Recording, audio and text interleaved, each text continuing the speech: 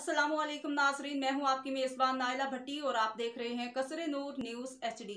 खबरों का रुख करते हैं दौलतनगर से माछीवाल की तरफ। हमारे ब्यूरो चीफ कासिम गुज्जर की रिपोर्ट के मुताबिक वेल्डन माछीवाल वेलफेयर कमेटी पिछले साल की तरह इस साल भी ईद उल अज़हा नमाज ईद के बाद रात गए तक अपनी ड्यूटी को बेलौस एहसन तरीके से सरअंजाम दे रहे हैं, जिसमें तमाम माछीवाल की यूथ कमेटी मेंबरान ने भरपूर हिस्सा लिया।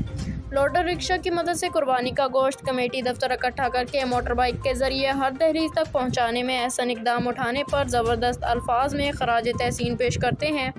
इसके अलावा गांव में माहौल को साफ़ सुथरा रखने के लिए 20 फीट से गहरा गड्ढा खोदा गया तो अलहदा रिक्शा लगाकर आलाइशें फालतू मवाद इसमें गिराया गया ताकि माहौल को गंदगी से बचाया जाए। अब तक के लिए इतना ही। मज़ीद खबरों और अपडेट्स के लिए देखते रहिए कसरे नूर न्यूज़ HD।